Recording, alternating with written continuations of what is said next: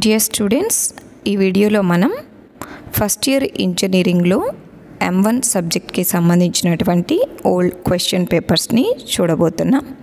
అది కూడా R23 అంటే రెగ్యులేషన్ 23. ఇక్కడ నేను డైరెక్ట్గా PDF అనేది స్క్రోల్ చేసి చూపిస్తున్నాను.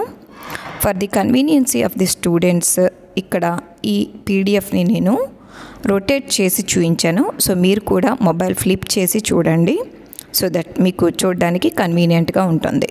ఇక్కడ R23లో మనకి set number 1, set number 2 and set number 3 అలాగే సెట్ నెంబర్ 4 అని 4 సెట్ ఆఫ్ పేపర్స్ కూడా ఇవ్వడం జరిగింది.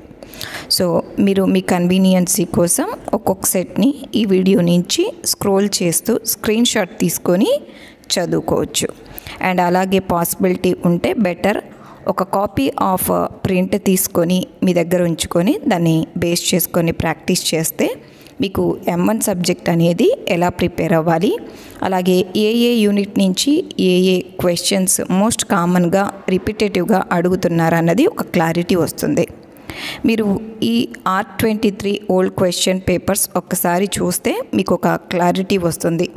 ఫస్ట్ యూనిట్లో కామన్గా ఎలాంటి క్వశ్చన్స్ అడుగుతున్నారు, అలాగే second unit, third unit, fourth unit and fifth unit గురించి కూడా ఏవైతే మోడల్స్ మీకు రెపిటేటివ్గా వస్తున్నాయో వాటిని కన్ఫామ్గా మీరు ప్రాక్టీస్ చేయండి.